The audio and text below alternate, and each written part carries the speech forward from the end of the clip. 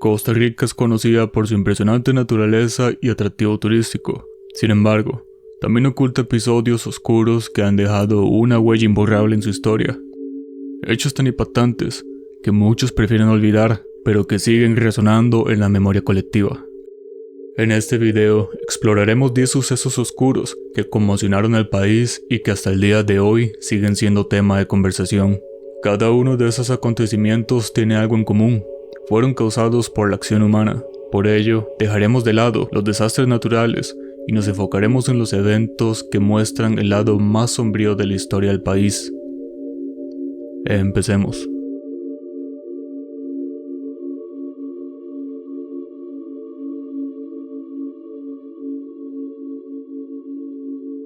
El 11 de mayo de 2011, el Centro Penitenciario y la Reforma fue escenario de un violento intento de fuga que dejó una marca oscura en nuestra historia.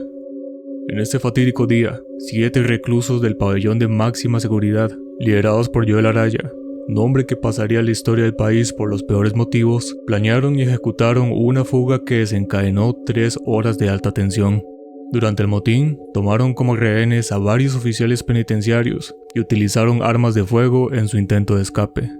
A pesar de la elaboración del plan, la situación rápidamente se tornó violenta, y tristemente, esto resultó en la muerte de un oficial penitenciario y 2 presos más. Además, varios rehenes sufrieron heridas de diversa gravedad en el proceso. Dichosamente, la intervención oportuna de las fuerzas de seguridad logró controlar el motín y evitar una tragedia mayor, dando fin a este turbio intento de fuga, orquestado por Joel Araya y sus secuaces.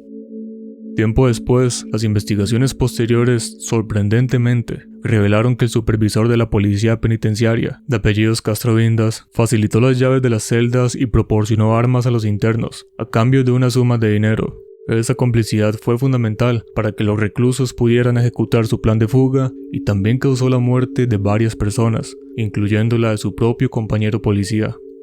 Como resultado, Castro Vindas fue condenado a 29 años de prisión por delitos que incluían asociación ilícita, acopio de armas prohibidas y cohecho propio. Otros incorreos involucrados en el intento de fuga recibieron penas que oscilaron entre 29 y 2 años de cárcel, dependiendo de su grado de participación en los hechos. Por otra parte, algo sumamente perturbador ocurrió poco después de este intento de fuga. Joel Araya fue encontrado sin vida en su celda, y por este hecho fueron acusados 10 custodios de la cárcel. Es muy obvio concluir que este acto hacia Joel fue en modo de venganza por la muerte del oficial penitenciario. Sin embargo, debido a la falta de indicios claros, todos fueron absueltos, ya que nunca hubo certeza de quién específicamente acabó con su vida.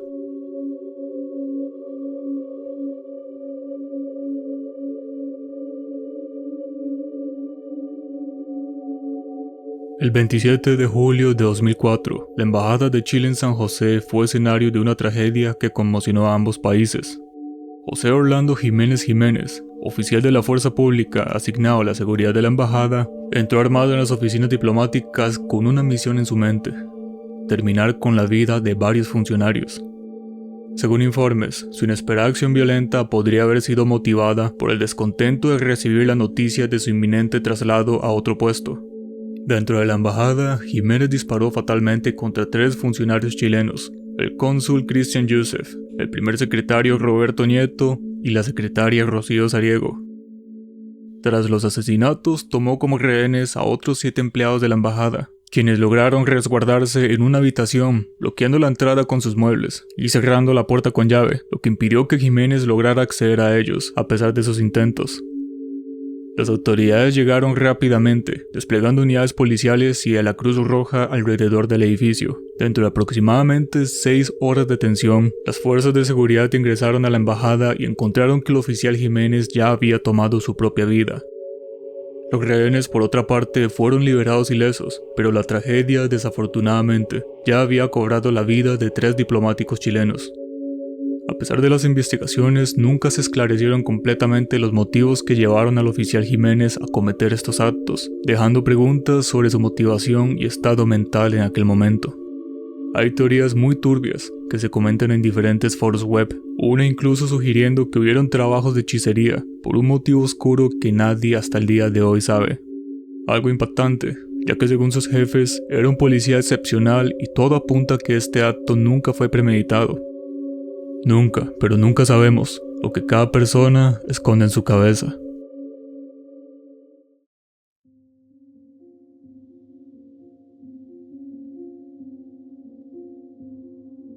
En 1981, el país fue escenario de un trágico suceso. Viviana Gallardo, una joven de 18 años, fue detenida el 12 de junio de ese año, junto a otros miembros de un grupo llamado La Familia, una organización de izquierda revolucionaria. A esta organización se les acusaba de participar en actividades delictivas, incluyendo el asesinato de 3 policías y un taxista. Mientras esperaba su proceso judicial, la joven Viviana fue recluida en una celda de la primera comisaría de San José. Hasta ahora todo el proceso parecía ser el esperado. Sin embargo, esta historia pronto tomaría un giro oscuro. El 1 de julio de 1981, el cabo José Manuel Bolaños Quesada ingresó a la celda donde se encontraba Viviana y sin mediar palabra le disparó fatalmente en el sitio. La imagen que estoy mostrando ahora mismo fue la celda donde ocurrió este fatídico evento. En el incidente, otras 2 compañeras de celda resultaron heridas. Una de ellas incluso estaba embarazada. Se sugiere que las acciones del cabo José fueron impulsadas en modo de venganza, debido a que, como mencioné anteriormente, Viviana perteneció a un grupo que participó en la muerte de 3 oficiales. También en este entonces, el mundo atravesaba una situación bastante compleja, debido a la Guerra Fría entre Estados Unidos y la Unión Soviética, causando que el comunismo no fuera bien visto en nuestro país.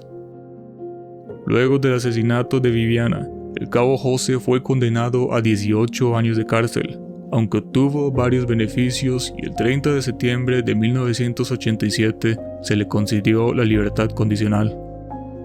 Un caso que hasta el día de hoy es tema de discusión e incluso de debates, dejando una mancha oscura en nuestra historia.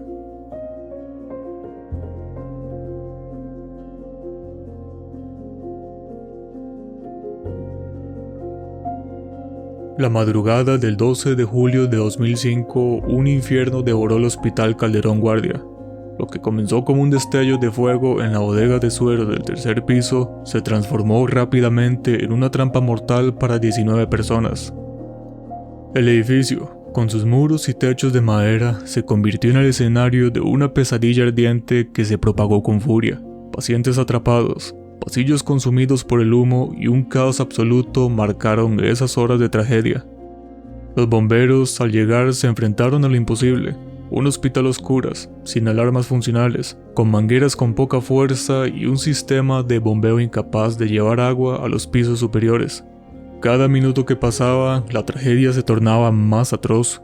Los gritos de auxilio se apagaban uno a otro, mientras el fuego avanzaba sin piedad. La estructura, construida en 1943, había quedado obsoleta para enfrentar semejante desastre. Pero el verdadero espanto llegó un año después, cuando la investigación reveló que el incendio no fue un accidente. La Fiscalía de Delitos contra la Vida señaló a Juan Carlos Ledesma, un impostor con bata blanca, como el responsable de este incendio. Un falso enfermero que, irónicamente, había sido elogiado meses antes por sofocar un pequeño incendio en la biblioteca del hospital. Su retorcido deseo de ser visto como un héroe lo llevó a desatar una catástrofe que no pudo controlar. En 2007, la justicia lo condenó a 50 años de prisión. Aunque se hizo justicia, esto dejó una herida dolorosa.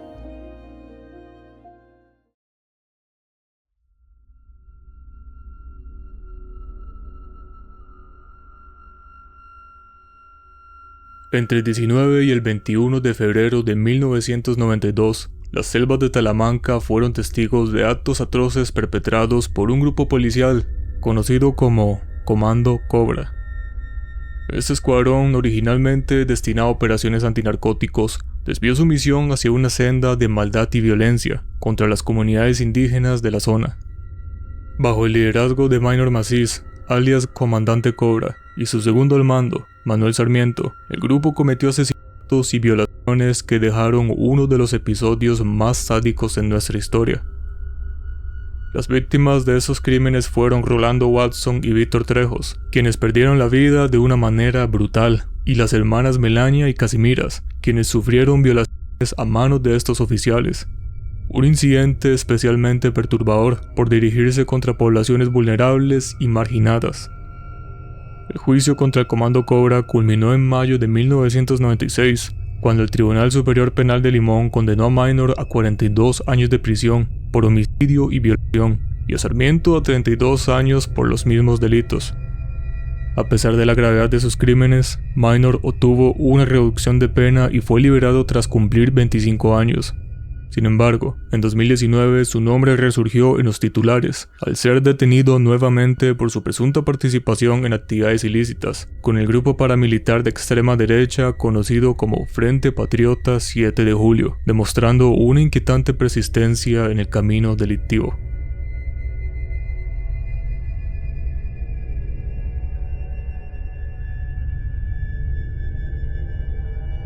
La tranquila comunidad de San Blas de Moravia se vio sacudida en noviembre de 1998 por un crimen atroz que desafió los límites de la maldad.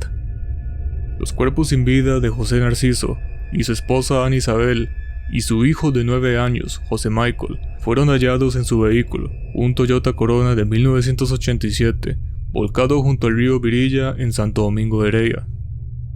Inicialmente, las autoridades sospecharon de un ajuste de cuentas debido al pasado delictivo de José Narciso, quien cumplía una condena por ventas de drogas y gozaba de libertad asistida a los fines de semana. Sin embargo, la investigación tomó un giro macabro al descubrirse que los disparos no se realizaron dentro del vehículo, sino que las víctimas fueron asesinadas en su hogar y posteriormente trasladadas. La hija adolescente de la pareja, de tan solo 15 años en ese entonces, confesó haber perpetrado el crimen, con la ayuda de su novio de 21 años.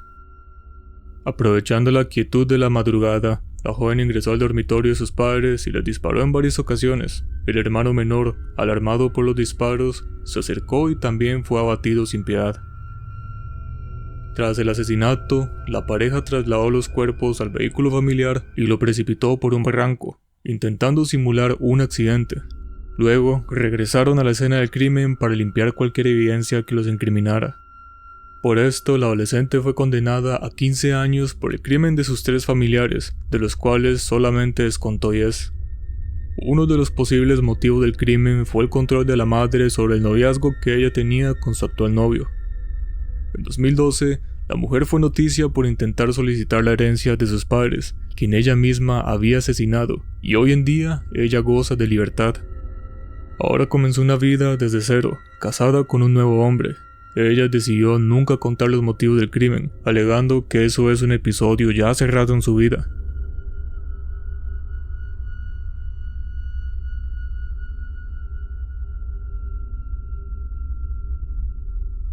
En Monteverde de Punta Arenas se gestó el episodio más sangriento en la historia criminal del país.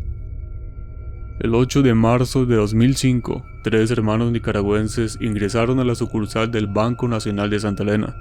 Vestidos con ropa de estilo militar, los asaltantes ingresaron al banco con la intención de ejecutar un atraco relámpago.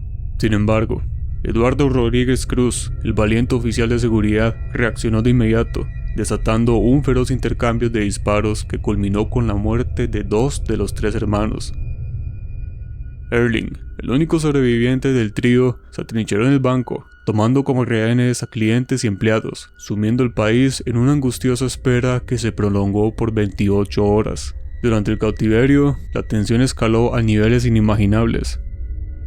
7 rehenes desafortunadamente perdieron la vida y 3 de ellos fueron ejecutados a sangre fría, según informes del organismo de investigación judicial. La crueldad de los hechos dejó una herida imborrable en la comunidad de Monteverde y en el país en general.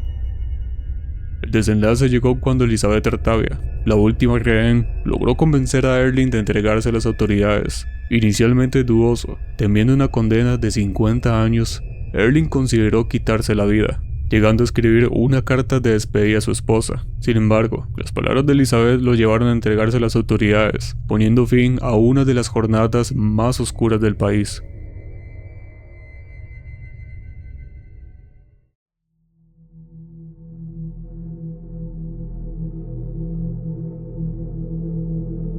Entre 1986 y 1996, Costa Rica fue escenario de una serie de asesinatos, probablemente hasta el día de hoy, el caso más turbio en nuestra historia. El asesino, conocido como el psicópata, sembró el terror en las comunidades de Cartago, Curridabat y Desamparados, áreas que llegaron a ser denominadas como el Triángulo de la Muerte. Las víctimas de ese criminal eran, en su gran mayoría, mujeres solas o parejas que transitaban por zonas poco concurridas durante la noche. A pesar de los esfuerzos de las autoridades, nunca se logró capturar al responsable, y su identidad permanece en el anonimato. Se elaboraron perfiles que sugerían que podría tratarse de un hombre costarricense con posibles vínculos con la guerrilla nicaragüense, pero ninguna de estas teorías fueron confirmadas. Incluso otras teorías vinculan a ese sujeto con personalidades poderosas de la política, específicamente a Mariano Figueres Olsen. Sin embargo, estos solo son rumores y nada que se pueda comprobar. Con el paso del tiempo, los crímenes atribuidos al psicópata prescribieron según la legislación del país. Esto implica que, incluso si el asesino fuera identificado hoy en día, no podría ser juzgado por sus atroces actos. Al día de hoy, existen libros y hasta una película que hablan sobre este caso y la manera macabra de este sujeto para acabar con cada una de sus víctimas, siendo una de las más impactantes la masacre de Alajuelita en 1986. En este caso, una mujer y 6 niñas fueron asesinadas a sangre fría mientras caminaban por la Cruz de Alajuelita, un destino popular para muchas personas en ese entonces. A estos hechos, por su modus operandi, más tarde se le atribuyeron al psicópata. Como este, hubieron muchos asesinatos cometidos por este individuo que impactaron al país y, tristemente, nuestras unidades investigativas no estaban preparadas en ese entonces para manejar un caso de esa magnitud. Un caso en el que, lastimosamente, nunca se pudo hacer justicia, y este sujeto parece como si hubiera desaparecido de la faz de la tierra.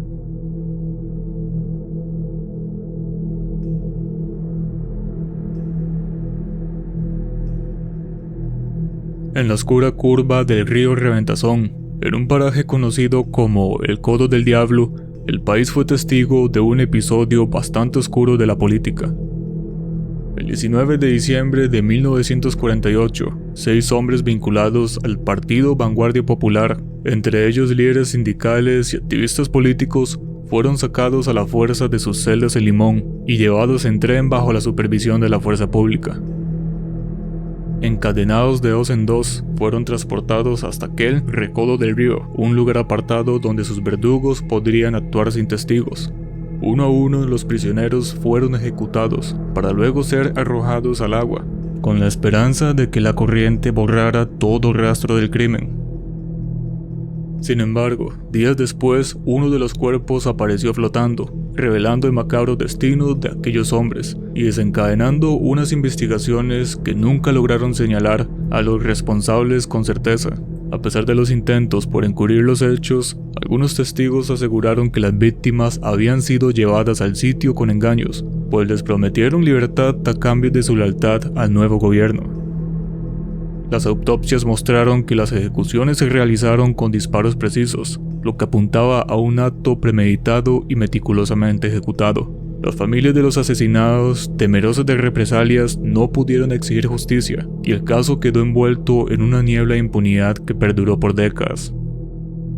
Con el paso del tiempo, el Codo del Diablo se convirtió en un símbolo de los crímenes políticos que marcaron el país de finales de los años 40. Hasta el día de hoy, este caso nunca se pudo resolver, pero creo que es bastante claro lo que pudo haber pasado.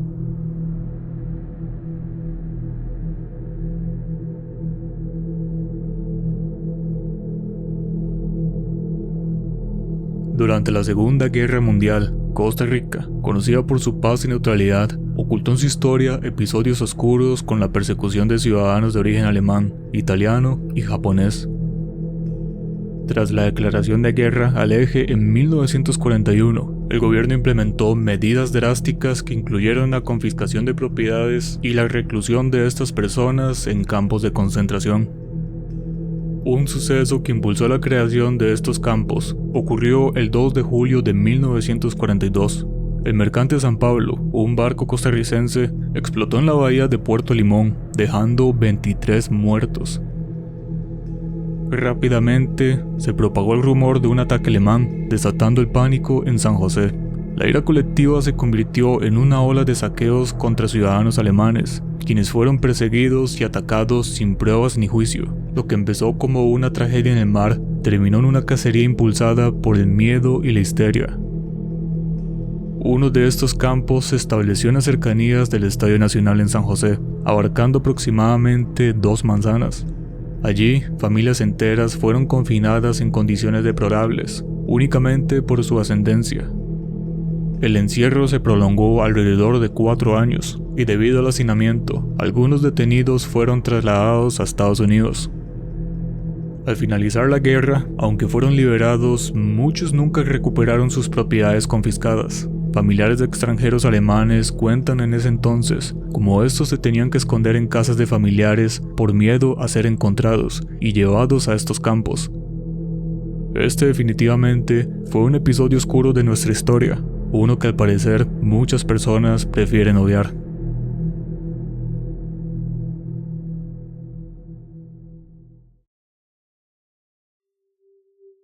Sé que existen muchos casos oscuros que han sacudido la historia de Costa Rica y no fueron mencionados en este video, pero decidí elegir estos 10 casos ya que, personalmente, fueron los que más me impactaron por su contexto y trascendencia.